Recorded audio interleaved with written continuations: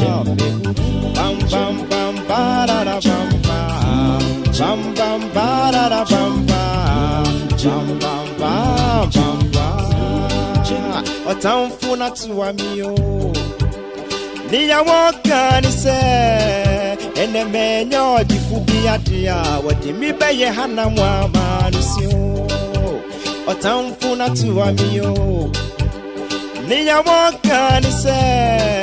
Ene menyo jifubi adia. Wadi mi beye hana mwama nusio. Hey, mahuwa tene niu.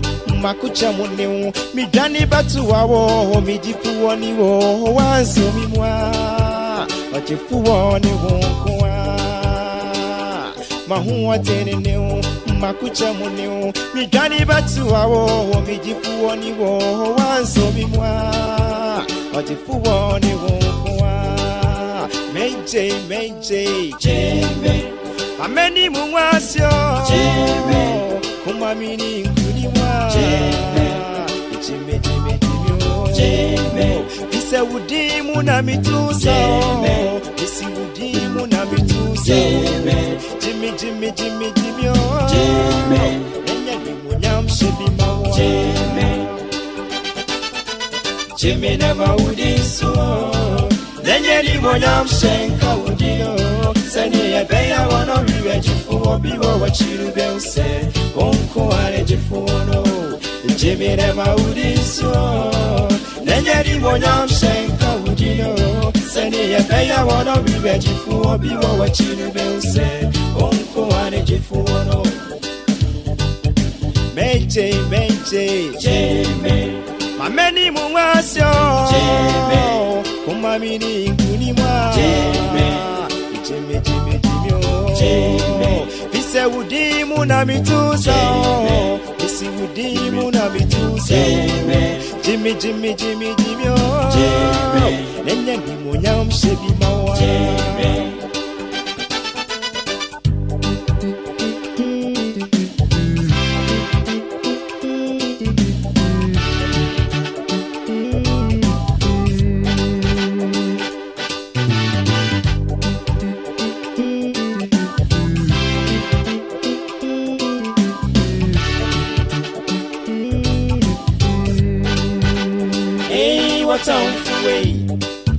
Mawani nyimi wana Mishia siya masori Nitisuma ya huwa Nimi haiwai Ei watamfuwe Mawani nyimi wana Mishia siya masori Nitisuma ya huwa Nimi haiwai Enye yani hunamu ni mojanenyo Yani ye motumfu wanenyanso Nitisuma ya huwa Nimi haiwai Mitana maja Yayani hunani mojanenyo Yani wiye motumfu walenya Mitisuma ya buwani miyalyo Enuti mitana maja Jimmy, Jimmy, Jimmy, Jimmy. Nanya ni monyamshenka udio Jimmy, Jimmy, Jimmy, Jimmy, Jimmy. Nanya ni monyamshenka Jimmy. Vise udimu na mitusa. Visi udimu na mitusa. Jimmy, Jimmy, Jimmy, Jimmy, Jimmy. Nenya ni munyamshebi mawa. Jimmy.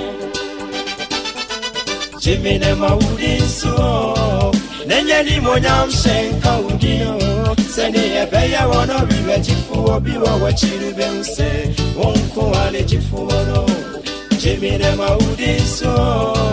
Nenya ni munyamshenka udio. Sani ebeya wano riwe jifu obiwa wachirube use. Onko ale jifu wano.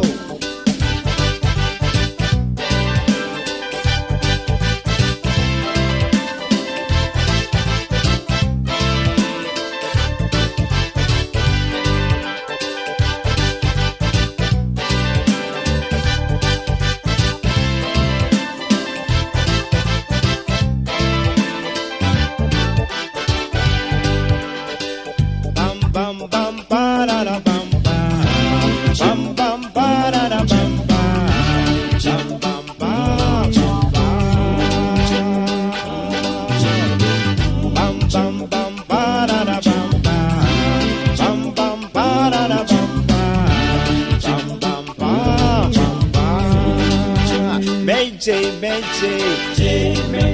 Mameni mumasyo kumamini nkunimwa Jimmy Pisa udimu na mitusa Pisi udimu na mitusa Jimmy Nenya ni munyam sebima Meche Mameni mumwasi kumamini nkunimwe Meje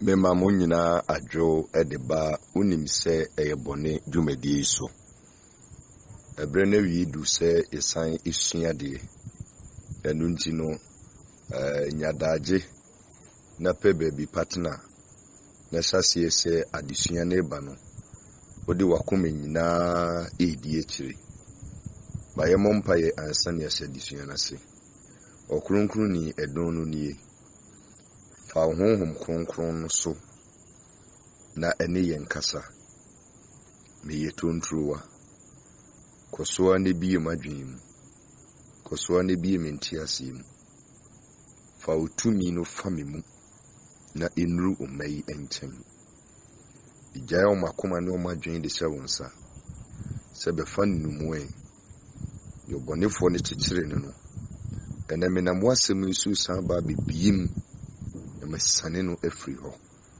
meda wase so yo no kwafo na obefa mi mu akyerɛkyerɛ mahi wo Yesu Kristo di munti amen. So obi bedi Awurade akyi a ɛsɛ hu kwan a demons no fa so o mu yi ni free heaven akwantuo no ɛne yɛn yi edi nenam. Matthew 6:33 Awurade se monhwɛ mahini ene ne trene no kane na ne yaka ni nyina ode beka mo ho ediwu a waba begi Awurade edi no the principles of God nyame nhyehyɛ nyame asɛm sudie enumu na obefa wo yiedie na asɛm no sɛ wante ase a nyame asɛm ne da wo sa no sɛ wante ase a asɛm na ɛsɛ ɛboa wo no ɛsɛe wo pese wo se adesua we nso goda bia mekire mekasa nipa tiemi a obenya nkwa nipa tiemi obenya nkwa eti wo a waba bedi meti no emu no adeketwa ifse nimdia Awurade na meso ede dua wo no ebeboa ma o heaven kɔ no aye easy eti esese wo ni say onipa bia wo yiedie no o kan kɔ no eye trene mu na obetumi afa no enu nti ade a eye bone de unhu nyame ani onyam na so wokɔ hunhum a demons no wo kwan hodo bibere a wo fa so e de waste nipa life e wasase so na nwumre mesan bibie wani ama wo hu ade bi a demons no wo ye efri be se enura edeba mekasa adwen. The first one was brain sex, brain imprisonment, brain command, feeding the soul. Just say adwen adintia.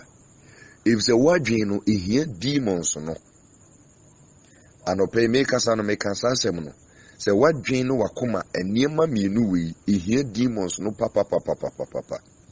It is obi bedi Awurade akyi ubeye born again ubeye trinini na ulida no wa maunim dia ebemo wo siesi adwen no akoma no we jemo ma Awurade a ubebere e Kristofo bra o mo brini nyina eno ni adwen no nye dwuma adwen nada edwuma esese nka adwen no nyame faso eye ema onipa no ontumi responde onkleke demons na take absolute control of nipa bibiri adwene bibiri abobo danom didi Awurade tititin sonde. See, you need somebody to lift you up. As I say, unyubi na unyani adwene. You need somebody to help you. Say nipa no onene hon kronkron a onami mu ne okasa no etiti ma no asem na obinya nkwa ebe kyerɛw ade a kwanya demons no fa so ɔmo control the whole brain ebe kyerɛw sɛ ukɔ honhom mu a ebi a wodi wonnim but me kyerɛw sɛ ukɔ honhom mu a anopa no medi kan ka sɛ adwen no ɛyɛ mmienu embom yɛwɔ left and yɛwɔ right na sɛ ukɔ honhom mu a adwen no ɛwɔ cage bi a onyankopɔn de adwen na hyɛ mu doctors ɛde afidie ɛhwɛ a wɔn hu sɛ doctors yi no computer so odi mani kutwa MRI scan ɛdeɛ bɛn ohu if the doctor ni no agedie ɔwɛni agedie ɔyɛ honhom nipa ɛna obehu saa asɛm wei edi adwen no onyankopɔn de ahyɛ cage mu memfa ne sɛ box na yebie na yetum ɛsɛ oti asɛm ni yie paa onyame de adwen na hyɛ box mu honhom no adwen ne na hɔ saa yɛde ahyɛ box mu yɛtumi bie yɛtumi tum na saa box no a yɛde adwen na hyɛ mu no ɛno no na me frɛ no brain box pato ate nkomo na se ɛno ho nkomo na me ne oba bedi na saa brain box no ɛyɛ cage bi a nyame de onipa bi a wo ba saasi so no wadwen no ahyɛ mu na deɛ tie ne sɛ yɛwɔ bra a yɛde bie saa box no ɛne yɛwɔ bra a yɛde tum ti asɛm ne yi onyankopɔn wɔ bra a ɔde bie saa box no ɛna wɔ bra a ɔde tum edi wadwen na ɛda hɔ saa no honhom no ɛnyɛ naked ɛhyɛ box mu sɛ woba nipadua na kwa no mu di a ɛwɔ wadwen ɛwɔ ti nim dompi no ayi skull no nyame di akwa kusi wɔ baabi ba honhom no ɛwɔ box mu a yɛbie ne yatum na deɛ tie ne sɛ sɛ yɛwo onipa biara ba saase so a yɛmie time wɔ yɛde bie box no sɛ adwen ne nsaseɛ nyɛ adwuma ɛyɛ bra nipa ne di mfie nson 7 years eti sakwada biara ba saase so na oni 7 years a na dwen no yɛmie bibi nkom na bibi mfrim epese oti asɛm ne yie efi sɛ sabre no from 0 to 6 years no adwen ne nyɛ dwuma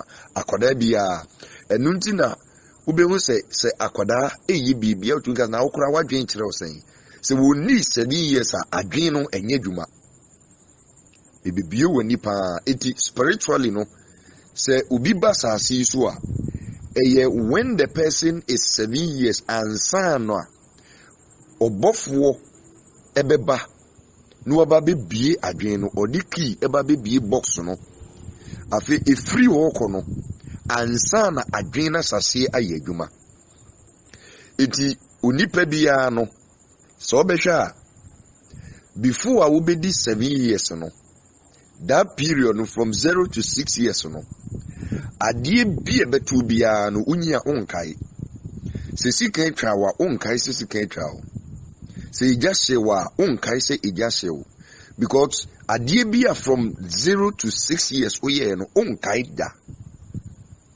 momu bi wɔ hɔ a moni afi kakra ebinom wɔ mo 40s ebinom wɔ mo 50s so ate aseɛ eti ne nneɛma no wo de obɛte aseɛ eti mabu na ɛwɔ platform yi so no munti message we yie papa so ye youth na wo platform we so tie message we yie papa because wo nkwaji ene wo yie die gyina saa message we so message bia babia is important but this is also very important.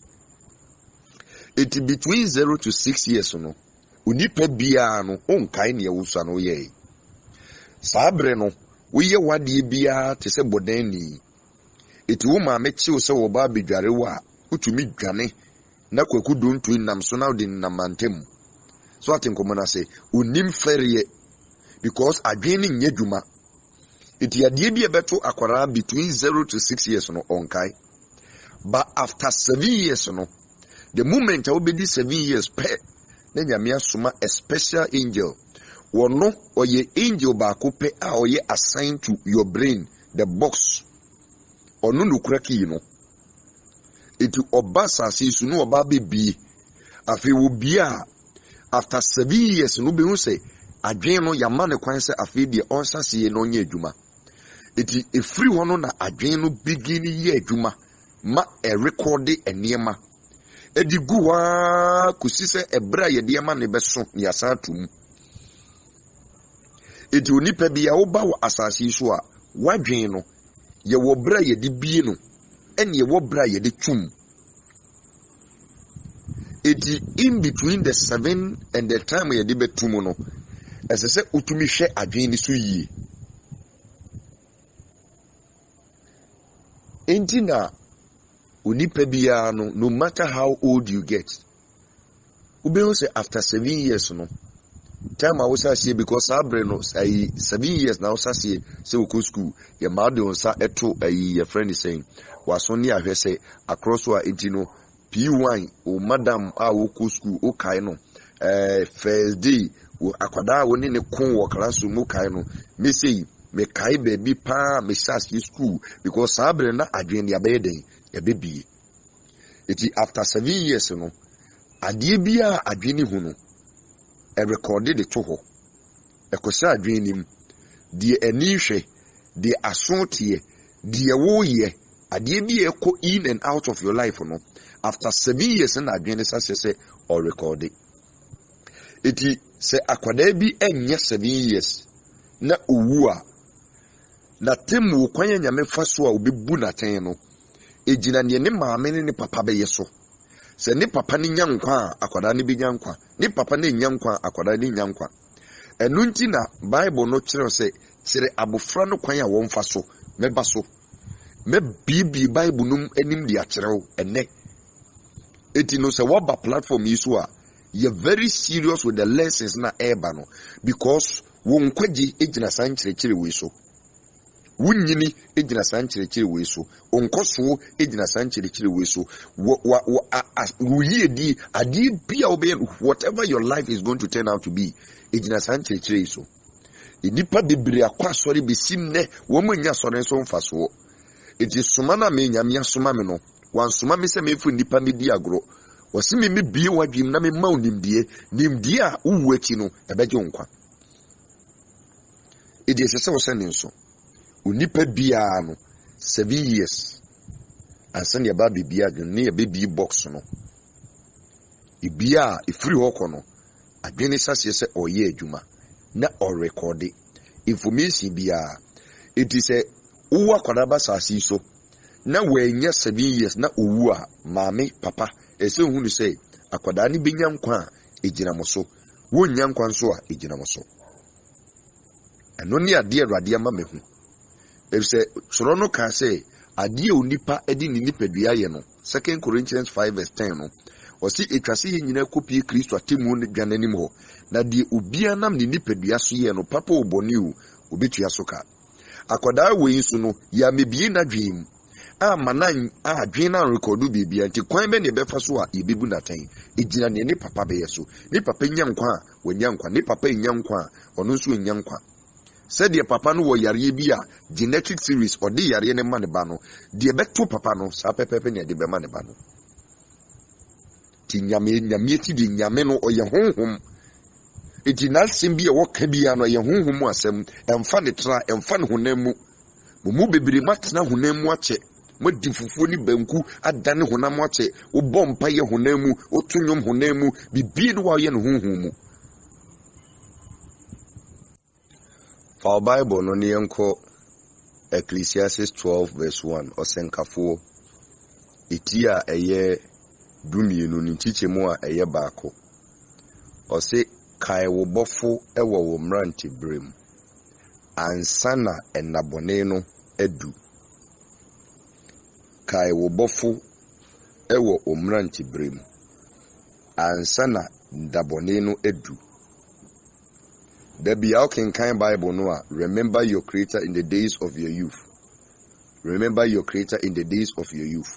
saa asɛm na mokenkan ye no mante aseɛ saa asɛm no ɛno na meba bebiem ama wahunu de na Nyameka because saa asɛm na ɛda hɔ no Ecclesiastes 12:1 a code. God was speaking to man in codes.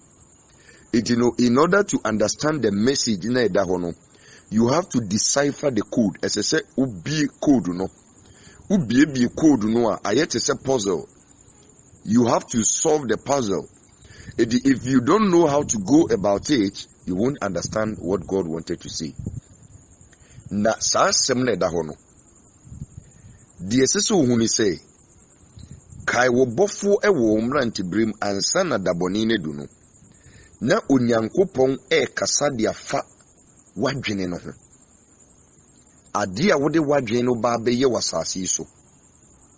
Onyankopɔn nim sɛ onipa biara no wunya biwura asase wei mu a tinie pa ho. Wunya biwura asase wei mu a ye wo bra adwene no de sase ye adwuma ene wo bra adwene no stopo adwuma ye. Otin komona say anyone who comes into this world, no, you have to know that your brain works for a period of time and stops working at a point of time. When hunu sadi we are, you joke with your life. Eti, remember your creator, kai wo bofo ewo mranti brem, ansana daboni ne duno, daboni no, na enye wuwu, da wube wuna, Nyameka wasem. Enye adiboni bi ebeto ene na Nyameka ho asem daboni na Nyameka ho asem no eye bra adwen no ewie na dwuma wasase so bebe kire wo eti no obi a wo basase so no hunu sɛ wadwen no ye bie no at the age of 7 na ne bre no so a yasan tum box no ne atum ye tum a ade bi a wo de wadwen ne ye no esili bibi nkom bibi mfrim enti esese hunu sɛ onipa bia no sɛ wo sɛsɛ wo bɔ obra time wa wo ba bedru wadru mpani fees wo bɔ akokora ana wo bɔ abrewa no saa bre no yentumi mfa bibi fufuru bia nkose adwenim eye de wo mofa brem o maba wa brem de wo de adwen ye no eno na wo de ba bɛbɔ bra eno na wo de ba bɛtena se. Eti Bible ne say kire abofra ne kwan a omfa so na say onyiya wamfiri ho no onyiya no eyi eno ye brebe eno ye bra adwen ni ntumi nye dwuma biu sabre ne wonyi ebi kura wa ya kokora wa ya brewa wedi emfie bi eti no efiri ho no wadwen no ntumi nye dwuma biu na se wadwen no ye betumu a abrabo bi a wo bebo no ejina ne ye de hye adwen bra wuswa pato watin ko muna se enu ntina enkokora ne mrewa no wo mu duru saa ejina wo mu yo mu niema te se nkwada ade wuswa oye ababawa oye abranche efri bra ye bebie na adwen nim 7 years ho no ade bi a wo de be hye adwen nim no eno ne kem na so wonyi a saa de no no de ba bebo bra eti no be hu se wabɔ akokora no na waye abrewa no ne niema oyi nyina te sa kwada ketewa akwada so a onferehwe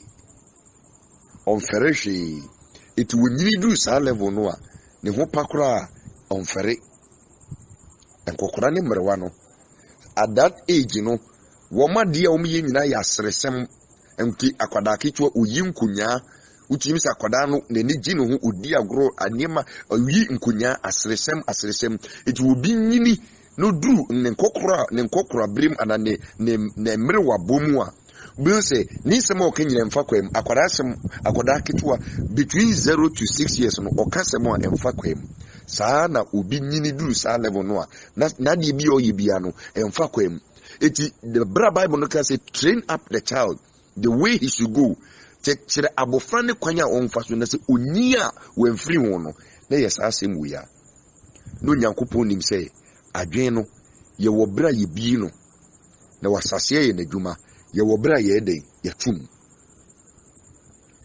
eti no the question is na brebe na ye to adwen nim ye bie ne 7 years ya breben and ye to adwenim ma menkyere wade Psalm 90 verse number 10. Psalm 90 verse number 10. Yemfrisia enna emuwo edioson eboroso a na ye diowotwe na saa 70 to 80 no eyamane hunu ensie hunu enema ensem fata ne bisi saa na Bible no kan no make reference to your Bible na die tieni ebra Bible no ka se yemfrisia mu na eye emfie edioson na boroso a etraso a na ye diowotwe na no krampo no eye nema mfata ne beto no enipa bebre dwen se eye wumfi a wubegin wasase so ena na Bible no kan wasem no umfi a na wuba bedin wasase so no eno no ye diwagya ne wonani na onkwanna aware wasase so onkwanna nipadua no wonkwa mebie woni na wate Bible na se efise nyame asem ne da ho no wanka no honamu diwagya ne wonani na onkwanna aware wasase so no eno ne emfie dudu a unipadua we de betena asase so but adwen no wo mfie dudu bi a ye ma no ase onfanye adwuma ase mfie ni su se pe ne ya stopping work na adwen no call retirement sa mfie ne de ma adwen ne se onfanye adwuma wasase so no eno na ye from 7 to 70 years it is 70 years na Bible no kan wasem wa no na enye mfie obedi no wasase so okay odi ma memusaw adenti no Nyankopon se unfreeze ye munna eye 70 years abro so na 80 years but obi to me ye bless you obi to me di 100 years obi to me di 120 years I remember back on platform yi so I visited ne papa obro 80 years oye 86 plus does it mean say Nyankopon asem onye no kra na if Bible ne say ye unfreeze ye munna eye 70 years a Bruce one a wunya 80 ubi atwam 80 years does it mean say the word of God is a lie? The answer is no. Demon yete ne say sa 70 years na Onyankopon ka ho asem no eye bria ye de ma wadwen ne say ofanye dwuma nkusi eti wadwen no nimfi a wo bedi wasase so no eye 7 to 70 years eye 7 to 70 years. Eti at the age of 7 ni ebie 70 ni akulusu eti between 7 and 70 years no wo ena wo ba be decide eniema esese adwen no peke pato u follow adishe ne pa eti no onipa bia oba sase so no se wo pese onkwana no eware a o si diwagya ne wonani eno de enkwana wo no wasase so nipadua ne nkwa no ebeche na die wom ni se unipadua no wo nkwa wadwen ne nso yama ne nkwa edi wadwen ne wo nkwa enu nti na adwen ne tumi pie free mu ekoye biribi onante faster than you eti adwen on his own owo ne nkwa odi abasase so adwen ne nkwa na wo kura no eye 7 to 70 years eti onipa bia no so obasase so a owo 63 years a odi be wie wadwuma adwen no be wie na dwuma between 7 and 70 years owo 63 years adwen no be wie na dwuma enya so say pe adwen no nya dwuma biu pato tie nkomoni yi pa eti onipadua ne nkwa na wo no wasase so de o se so pese wunyincha di wagya ne unani eno de wonkwa ebe ware wasase so eno no ne ye honam ne de no ba adwen ne de no eye Psalm 90 verse 10 no 70 years no eno nti na Bible no say se etraso de a na ne aka ne ye amanehunu enema ensem fata eti onipa bia no unya boro 70 years epe enema emfata kora na wo ye so atenkom na say enema emfa kwam na wo beye ma me ma another reference. So kinkan Genesis chapter number 6 verse number 3 na sabre no Noah breso no Noah's generation no or say Infrisiana Unyankopon dia ma won sabrini 120 years. But that period, no, a bit to be 500 years, 600 years plus. Go and read your Bible. Does it mean the word of God is lying? I didn't know 120 years. Na a binum di 500 years. Na binum di 600 years plus. I didn't know that. One more sabreno. Adweno na nyamema adweno 120 years. Eno dia ye na dwuma awie. Edi no adweno 120 years ni suwia awie. Ye betum obofo no ba ebetum eti anamo bi a wutu no esese hunu se ye wo bra ye de bie wadwen ene ye wo bra ye de tum amomu bebre mo de mabrabo edi agro saa no adwen no eti obi wo wa nimfie no obedi no asase so no wa wasting nyina 30 years na wonya no wa wasting no 40 years no wa wasting no 20 years no wa wasting no ontumi mfa bibi papa bia enkose adwo onkai ni nyankopon na mebebie mo de akyerɛw. Etu nipa bia no at the age of 7 ni ebebie 70 ni akolosi ye kolosi wi a wawie wadwuma enso saabre na oda so tia se no nkyere se wo bewu adwen no na awie na adwuma eti free work no nothing goes in, nothing comes out.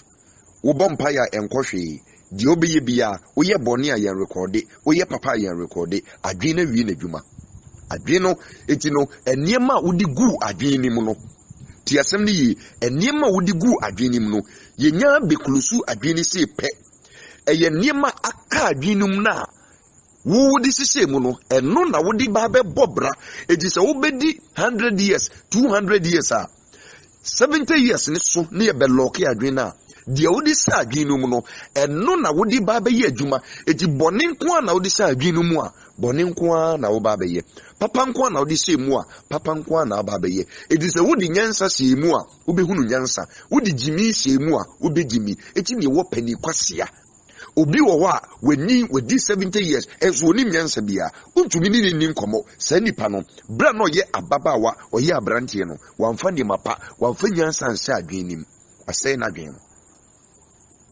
we destroy adwen no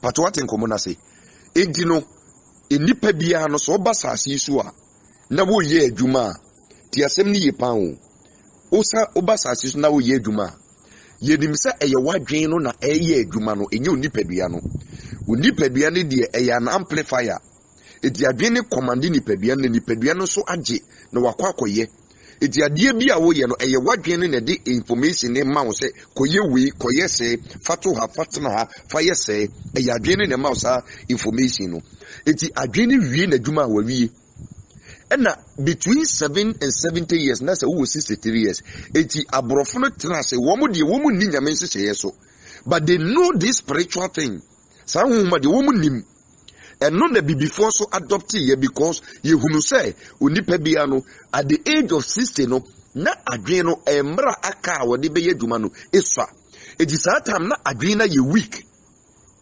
peso tia sem ni pa sabre na adwen na eden aye weak eti adwen ye weak sa no obronin baka tell say wunya di 60 years pe you must go on retirement the enti om the retirement age ekosi 60 years no is because emfie dodo a esese adwen de ye adwuma no ni aka ni so adwen na ho ode na bafom ode na adwuma ba na wiye eti esese ye ma okoje wa home na 3 years na aka no wodi toto niema bi esese wodi toto ansana ya babe loke adwen no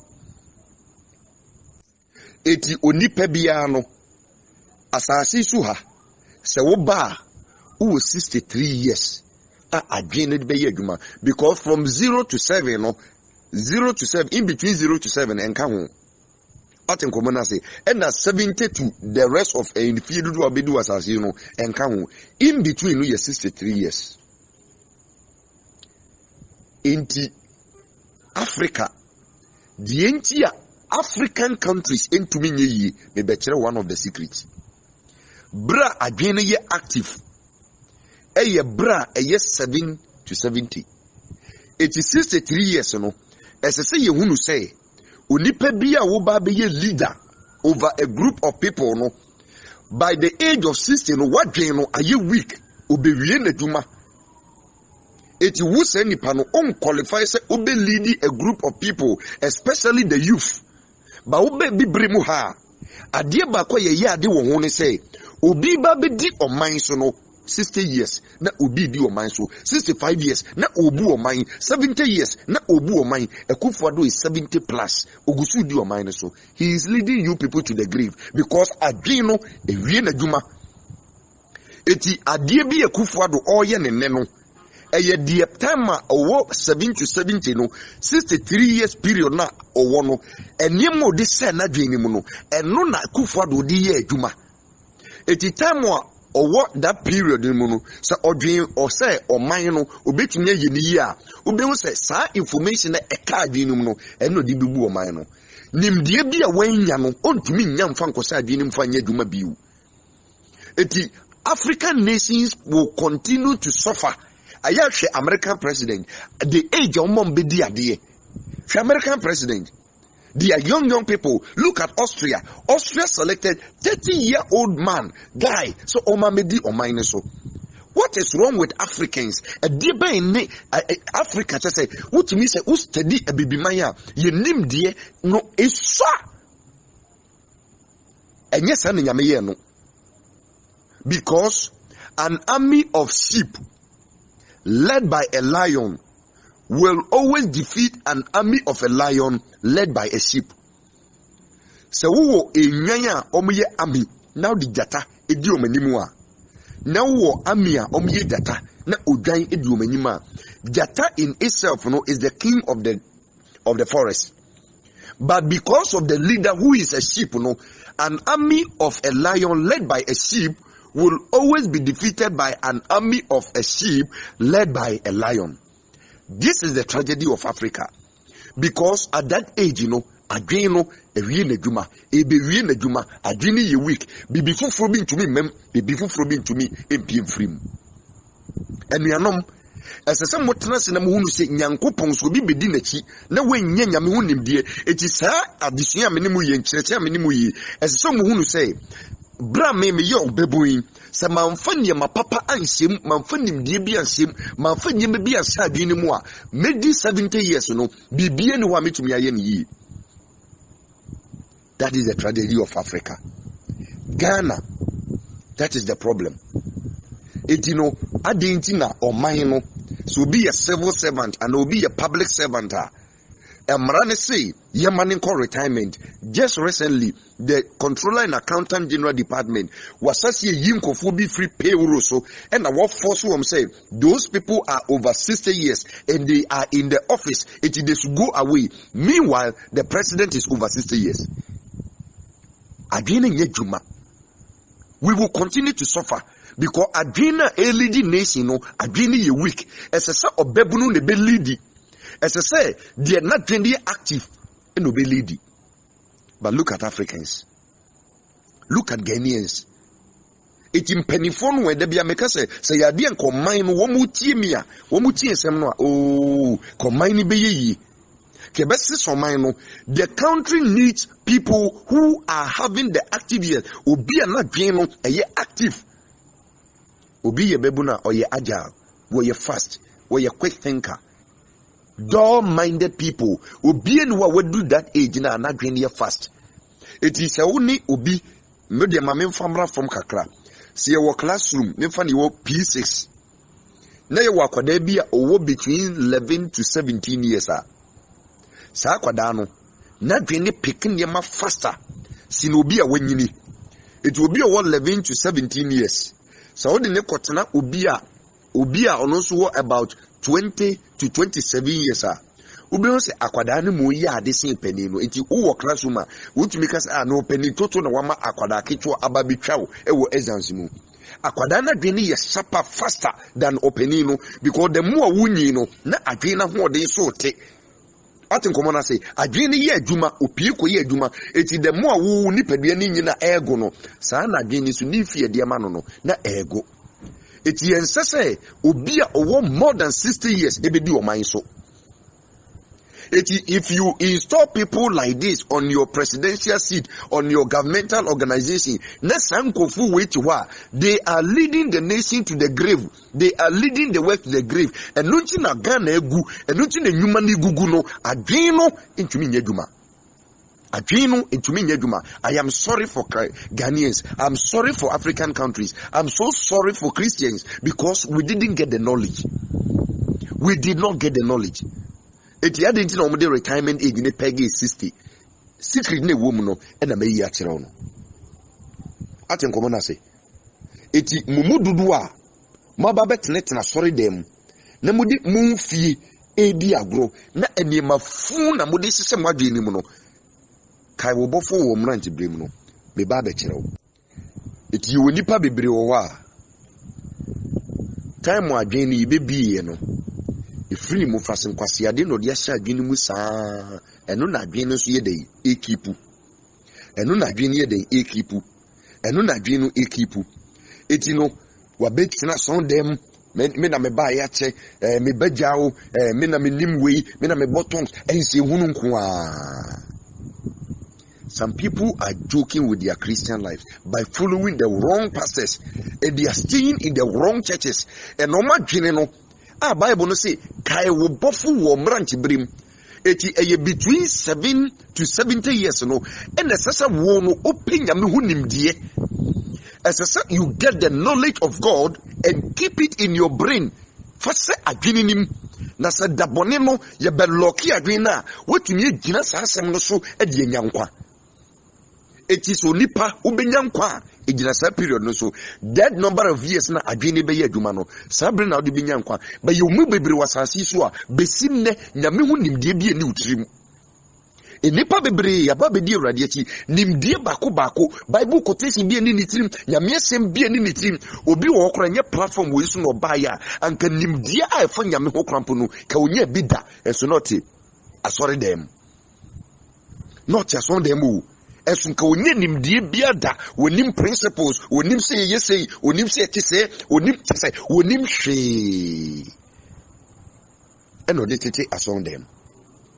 So when you come to this earth onyankopon ma obre bra esese wodi tie na sem so that you can keep them in your brain sabre no look at what you are doing with it. Eti onipa adie bia wo ye bia no it ends at 70 years. The moment how benya 70 years no then the brain box is locked obofo no ba no aba betum. Your life on this earth has ended. So enyema of this adwinum no eye papa o eye boni o aka everything you did with your life ends at 70 years. The brain box is locked and the key is taken to heaven. Nothing goes in, nothing comes out. Shaniema wuye no wabrabum. Eti emana wudi wa ho de ma wom no eno no na adwene peke. Adwaman na wo so wunyan no eno na wudi se adwenim. It will be who say Oluman with these 70 years, but utumi fa enkwada wa guma so sei enyo no a ya loko adwen no eno ne ade o de se adwenim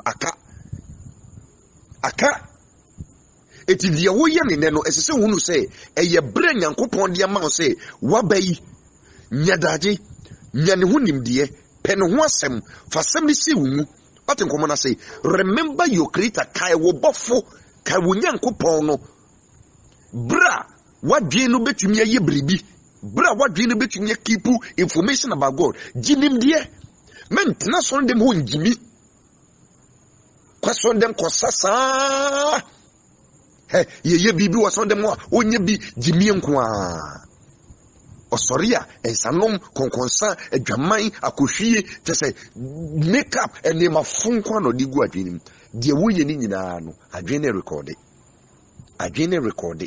because ya bebie no to gusu ye adwuma eti baabia wabo bread no se wadi 30 years asese efie dodo aka ya de beto box num So what the 40 years are, since if you do a car, you did better box in them. Now, so tea and ye crana woo before that time, no so, sissy, baby, a won up, Obeko. But what I'm going to say? Because after 70 years, nothing can be taken out of the brain. Be careful what you are putting in your brain. You're very careful at the kodia. Would you say what you need? You're very careful. You're very, very careful. Look at the way you have wasted your life. She has suffered who deal with she and sorry your mot name. When young fast will be a quasori 20 years. Unim she for yameho. Or that abrawako sorry, Yamia Semno Kurabampa, ultimate on fast something Juma.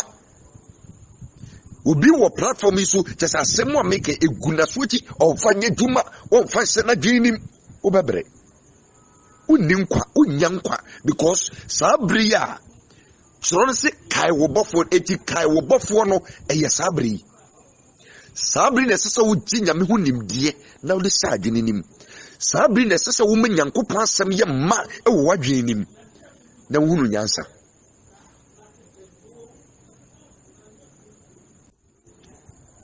It would ye wajino Kosua na for a braboni and Yamabasaye. Faye Namabasaye. Na the oye no ano na jini tipu. See a baby. She said, what the 30 years? What the 20 years? She was dreaming, and ye may gum. Shabraba wo boy, ne shall record that you are dreaming. The Busa says, woo na, we are so be yankwa.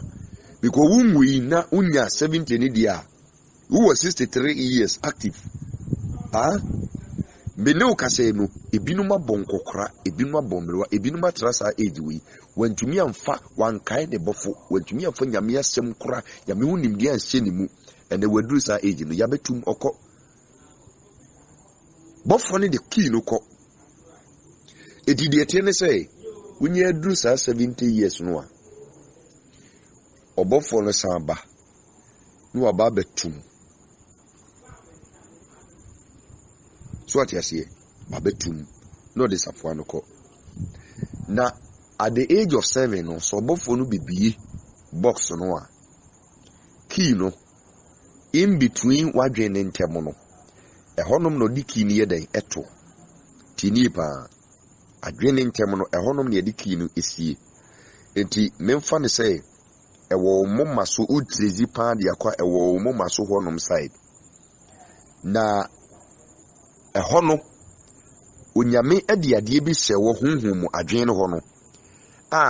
Me friend a magnet.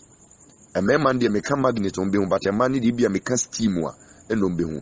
Magnet. Sa magnet no. Eno na adie bia woni bi hu no na peke. Adie bia waso bete na peke. Edimpanifo ta ka se bi se adie bi bekwa adwene mu a enam eniso eni wura so mu na edai akwa adwene mu. Unyankopon honhom no de magnet bi steam bi eno na etumi peke e attract niema na akwako sebu e wo wadwenim eti emebunu no a mo de mo si pornography e na mo behwe no oba ne bema wo mo have sex oba ne bema kwanya wo mfa so wo mo da eno na wo hwe saa de no saa magnet no opeke ya no akwako sebu na de tene say saa de no kwotena unyansa so unyansa no ekotena so eno ne lead to disconnection because one kasa woni nyansa the demons no who say you know you are useless on paibo into me nko eno ne lead to that disconnection no na waba beto and tin time will be mu disconnection no basi pe you become addicted eti wadwen no make sure say fam pekin ye maboni nkosim pato what nkomo na say hwe so pesa ko heaven. If you want to go to heaven, remember to keep the teachings of God in your mind, in your brain, during the time of your youth. Time wa dwene ye dwuma no ena fanyame asame se ho. Time wa dwene ye dwuma no ena fasam ne ye den esem. If it's a mumu bebreno, the sin there, if you what the 30 years, what the 20, what the 15, okay, 50 the binia, what the 25, what the 30, what the 40, ubikura, if you would do 50, and I would see me. Obikura will be the 70, what the 70 did that they are. Not who saka tape be, that would see me from somewhere else. I'm sorry. You have no chance. And some make a being will be to me a cum, enko. We papa enko, we bonia enko, bibia is not written. Because o retirement age, you know, I didn't know, where we in a duma. You're closing it down. Na some magnet, you know, and on the peke and niema. And on the peke niema. So at the age of 70 years, you know, then the magnet is removed and the brain cannot pick anything again. And nuntina, so will be in a drew that age, you know. O children the fufrubia enko because Sabreno adwen wa day we na dwuma bibie no wekum ade a woye ni nyina no eye de aka adwen nim ehu pa ade nipa ne ye after 63 years ni nyina no eye de aka adwen nim because after 63 years no we 70 de aka adwen nim eno no de ye adwuma eti enema eka adwini mu no ode sha adwini se nye nema pa enu aniti nna bi se nipa no time no ye obebunu no oye youth no oye manso twini a ode manso no ote okura na oka kokofu ye dawo de manso wi de mi wuechi mi wukura me sama ba betwe ho manso enyo no a enu na aka adwini mu etu ubekwa asori dem no na emerwafo ni nkokorafo bi wo ho asori demo a nyame asem me fa se online church ye wa hai it is obi edru sa age no na wanfa bibi papa nyame hunim de ansa adwini mu a obi o se asonde mpo no na ofre ayi nananom samanfo me nananom samanfo me nananom abosom no okasa na okasa fa apaye ye apa because onu o so na onyi na wo ba no abosonsom ena ohuye abosonsom na dwene pekeye yegu nsa ye yapaye ye dia kosidai ye yesei ye yese edise nipa no at that old age you know otiaso dem kra na ofre na nanum samanfo aya moma be sumi da yepa eno na adwene pekeye eti abrantie hwede ode wadwene peke wadwene hwede ode peke ababawa hwede odi wadwene peke se membe di uso furusane ye ni eno na dwene record na sanye na odi nipadua ye no sanye na eba wabrabo mu amanfo kunum a wogi wom edu a wokoto ye eduara a wo boye te se eniema basa ya wodi oye ni nyina no eno na dwene peke etise uti anye yi na ye be loki na wenye nimdie bia wenya nyame hu nimdie bia na tse wentumi ankai wo bofo no wo branch brim eti mepese wote ase se woba bedi machi a tonkwase ade bia gu ade bia so nimfaso no totwene tugu ne sase nimdie enkyerɛkyerɛ na eba no wo de sa adwene nim ebi kura me ne wo kasa yi wo de 60 years aka wo 3 years pe na wawie ni atum bo modern se 3 years na ka no wodi niema papa ni nyina me kire no be dey ebegum eno ne nyame begina so age wonkwa ati nkomo na se wanye ne sa se pe na ye be lock adwen na you are condemned, you are useless afi wunye hu wonni na masasi su keke iti ni aka wadwen na ode betna ha it is obetna say 90 years after 63 years no that means na we do 70 years no it is the extra 20 years no adie bia be wasase su bia no eye enti dina waba be di machi no fo ade boni bia twene amanfo kunu mu a wogi wom emasem a woye brabone a wobo konkonsa enibri baiguro adie bia woye na enye no ebre waba bedi machi no yini nyina agu sabri na wo akonya se obetumi yie free adwenim na odi bibi fufuro akwakose ho don't waste your memory no don't waste it because the more we at the bonny, and they ma bonny corner, you are wasting your memory. A time is coming, and they ma papa nanka sisa would decide you no. A fee ni space view. A getting to me ni view. Nipa bebre atena sorry them woman nyanya me hundim die amfa sadwene nim. That is why their lives are messed up. Eti dina wababedi meti no emfa ni agro. If say me no enyema nyankopon me say me di 300 years wasasi so I can continue to preach. You know why?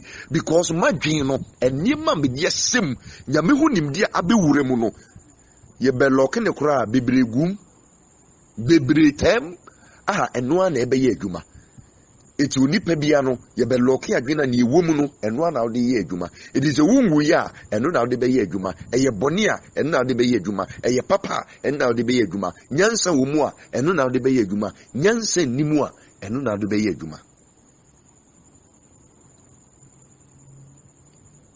na demons no omahunu womu nim say ye wo bra ye de bie adwen no ene ye wo bra ye de tum na sa wo beko heaven a enema wo de sa adwen nim no eno na ye begina so e de age wonkwa onipa bia no se enya beloko adwen ni say pe sa magnet na epeke niema na eco save no yinya loki no tum say pe no bofo na yi sa magnet no enne peke niema no scheme no attract niema no yi di akoto heaven eti da obewu no wom yi a obetumi atena asase so ba obompa ya enko bibia mfiri ba bi ma wabrabom bio wabrabo na pem eti obetena 200 years kura na bibie no a eti at that time no bibie no a eko bibie no a eba eti so papa wadi abro 70 years say hu say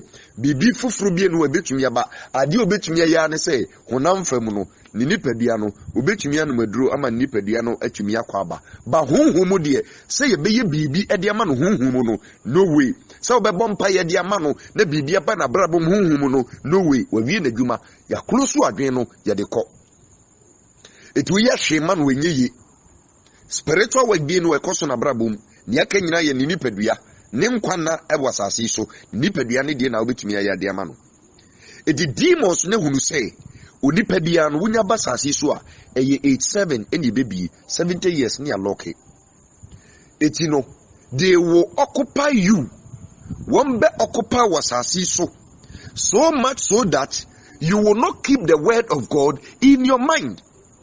Demons ne who say sa brina ye de ma no ese so mo ye dwumaden se de be ya wo no umfa nyame hu nimde bi nye dai se wadwe nim na se ye be yi memory ni de kwa na wa yo yiraba iti mesi nipa be yira hwe nipa dodo wo mo nyen kyerekere papa no mawu hwe nipa dodo wo mo nyen kyerekere papa mo che sase so a wo ma di sa 70 years no aso ne abetoto adwenim ne de memory ne ko iti ye yi koto heaven a da wo be wo na obeko no ye de memory ni ko se computer mu ni eyi ni ti se video wo ba ye no kofoku no ma wo je wom edutu a wo koye abosonsom a wo ye ayi ye friends e ma wo fa wom kwase abra asisie pickpocketing ene ma bonna wo ye nyina no na ye yi a kire wo eno ene be kire se wo be nyankwa ana wo nyankwa eti nipa bebre wo a wo mu nyankwa because during their active place their active years during their youthful stages no wo man kai wo bofo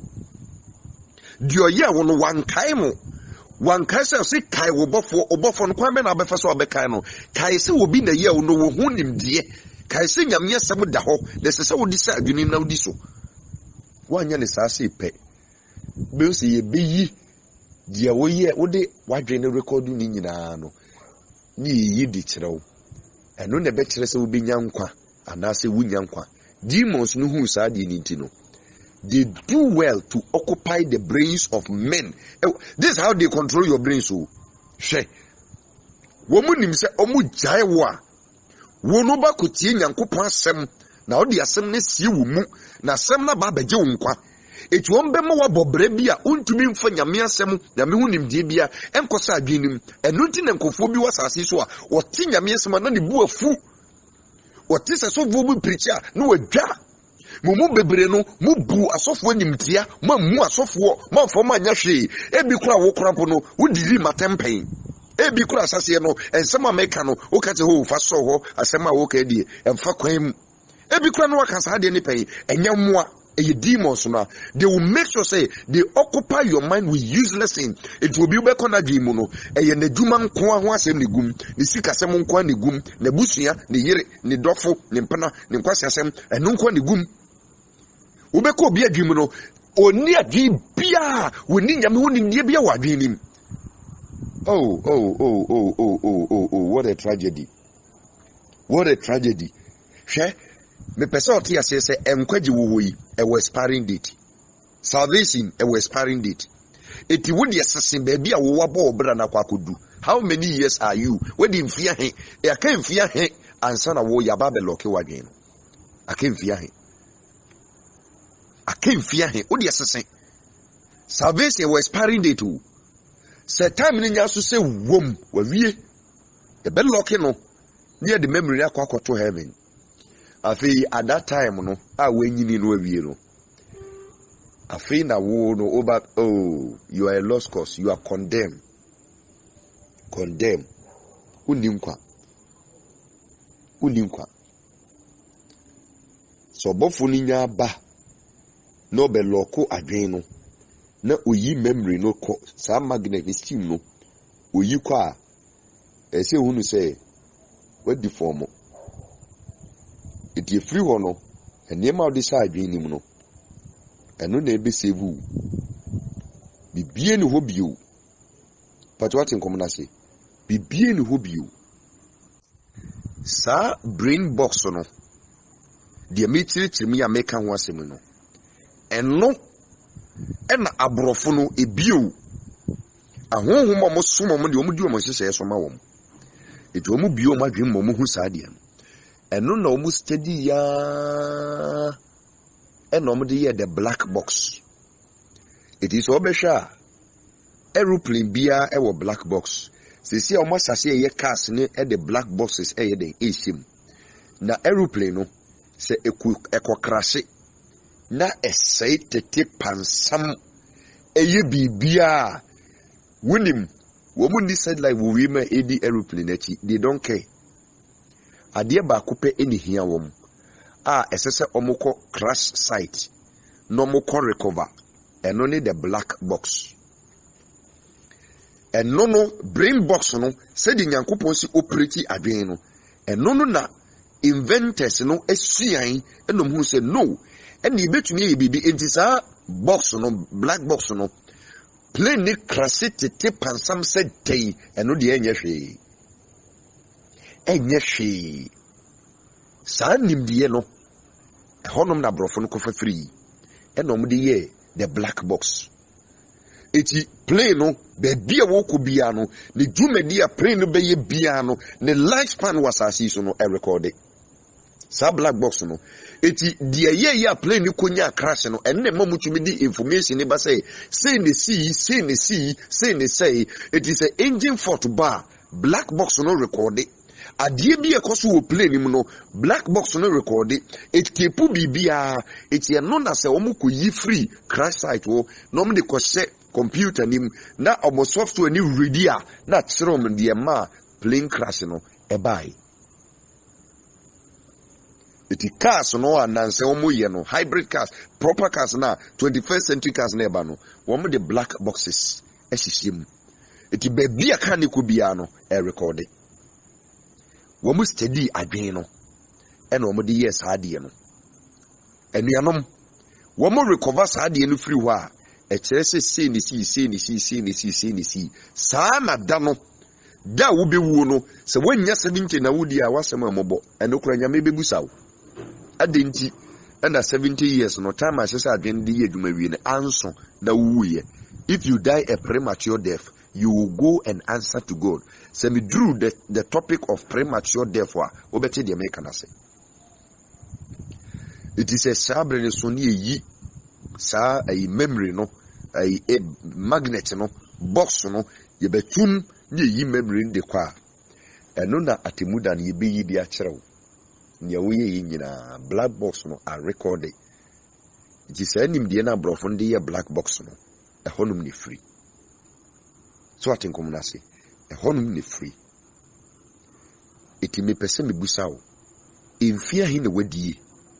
Na baby a wedi unfi na du no. Sisi ano 7 no. At the age of 7 no. Came from 7 to in fear wedi. Ne who how many years out of the 63 years you have used. Ne hwe ni aka. Ne hwe ni odi ni we use na ye. Na ni aka no hwe ni wobetumi di aye. Iti dina wababe di mechi no. Eni mechi sa akwa. Sasiye because wakwenye ni sasiye ni maboni ni nyine free adwenim. Enkofu kunum empratwe basa basa atrosem ebufuo eni mabasa ye no sasiye ni nyine free wabrabom. Yini nyine free na sasiye fa nyankopon hu nimdie no fa wura adwenim. Fa wuram nimdie na mede ma wo no fa ni nyine system install manenya software ebe wura ne wadwe no bra yaba betum. Na wodi undi any software application wadwe no software and once on na mason dem ho saa and once on nam saa yenkwa asori saa asori na dani agrodi na enipa hu atundi fo nkwase ade omoye saa ne ma no me no yenkwa asori saa patwate nkomo na say yenkwa asori saa. It is Proverbs chapter number 19 verse number 20 they say listen to advice and accept counsel, and in the end you will be wise. In the end, next time one ewie na ba no kai wo bofo e wo mranti brem ansa na dabone na ba enti dabone no ana yi kirosem ne ka no eye the day a ye ba beto adwenim ye beka kyo se adwen na wi na dwuma na ya lock near the key ni ko eno ne odabone eti honum na se eniema bone nkwa na aka wadwen mu a odabone no na enye owu ho asem na Bible no eka eti mebusem sei tie futu na gi atenetene na onna no a edi awiye no ubehunu nyansa na tese onipa bia no ba during 7 to 70 years period no 63 year period no se wanfa nyame hu nimdie nyame asem asemu a wo ekere se wankai wo bofo wo bra na adwen ni tumi ye adwuma but what in common say eti wonna no a edi akire no after 70 years no ye obi ye bia emfa kwem or say Proverbs 19:20 no listen to advice and accept counsel and in the end you will be wise. Ewiye no time awdo wabrabo waba kokora waba abrewa no ubehunu nyansa akokora bi wo ha oni ne kasa enyeyi enyonoa during time ono wa akunya se odinne mapa be sa adwene no ohunu nyansa no wamfa nsemu eti wo ohunu nyansa enianom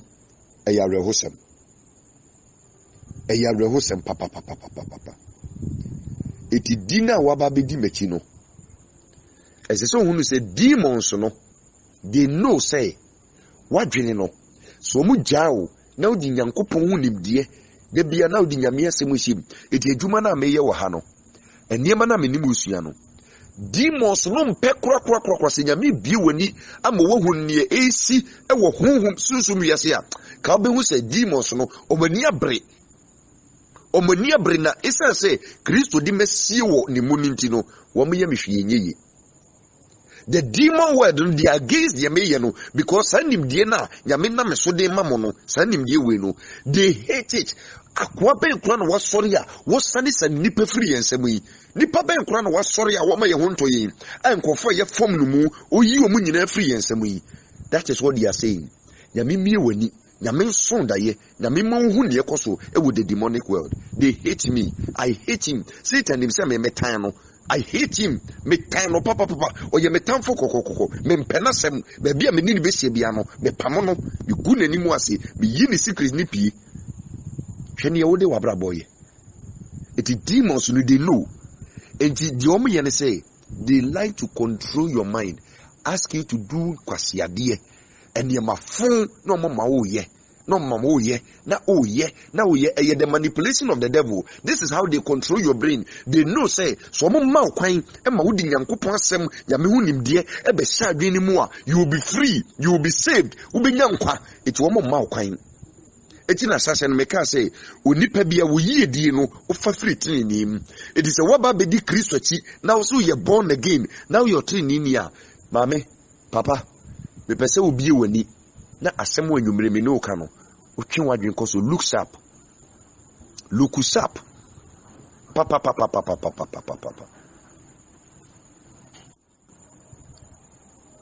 me di asem ne ba na wiye kire me di ba na wiye na hunu say wadwene no se ubetumi adi a ejina ne so obekọ heaven a ejina dwene so wankọ heaven a ejina dwene so ubeyi a ejina dwene so wunye a ejina dwene so.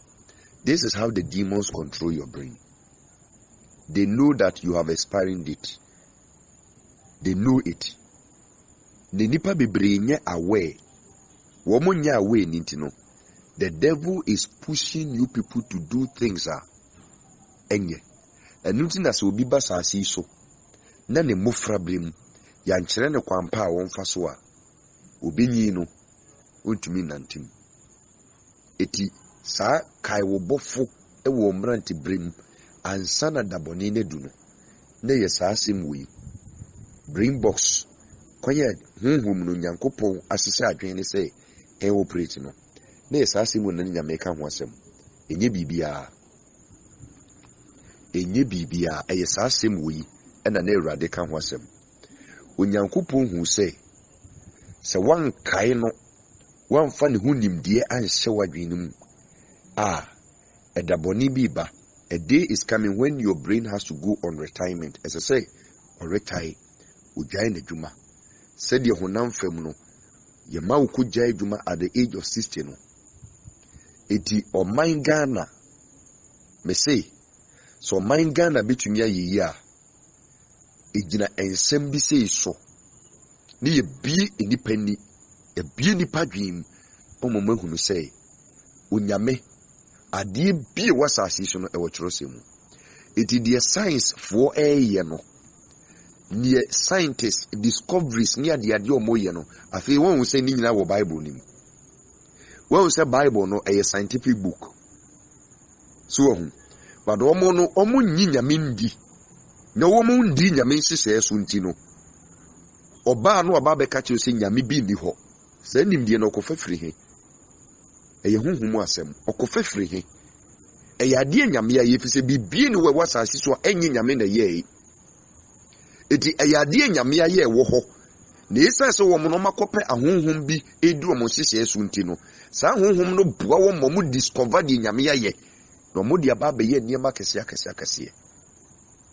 so aten komo na se eti nyame honhom ni madie nyina fa ho bome di machi tie manu asem na obenya nkwa tie manu asem na obedi tie manu asem na mesi heaven no obekọ ni easy se otie manu asem a obekọ ni easy demons no tumi control and na wo hu ni say no wo hu say your enkwaje na expiring date it would be one na aka no wonfie aka for adwen no wo be say asasi so wotena so che honam de antena so che di waja ne unani eno de obetena so ache ba wadwen ne de eye fixed obi sisa no enyeyi ubu maame ubu papa still 63 years no a it is a mo peni a mom kanchiro o mampeni ni say on step down Africans nanso etina da bia me kasa na me dia de sedi atomanim say momwa me ade me hia ni mfidie a me di bechi Ghana man Ghana nkrunkru me di bechi e me bie di pani ade me hia ni mfidie efidie me kasa wo mu nipa dodo bete so atenkomo na say eno pe me hia me mfidie a se me preach a betumi twa ne live na nam wiase nyina if we say me no men ka brofo no throughout because brofo no yobroni kasa eti meni umienu na ade na wo yen eti Ghana fo akopiepi amahodo so Europe, Asia, Middle East, other parts of Africa no womo necessary meni wo kasa womo na yaba be build the nation na obi tie me nsɛm no heaven emmo yidi emmo enkoso emmo ahoto emmo eti wo de so me mu kwan bi obefa so asese oboa no wo de boa me na enema bibiri wo me mu wo nsɛm bibiri meka minyaya na nka 24/7 me wie ya na nka me de adesua foforo to aso ebisa niema nyame den na di de gu me honhom no edoso esese me yini nyina pie na wo tumi gina utumi tigina na uko wanim eti wadwen no wo de umfi aka no secret ni na matire wo no wa decide de odi be kwa adwene nim wa decide kai wo bofo e wo mranche brem ansana da bone na ba no ehun senka yedi saasem no a e wo Ecclesiastes 12:1 no eno nie eno nana nyame eti ye quote afi ma decipher quote no de open no for information here open afase wadwenim open so atotwene obetumi abusa wo question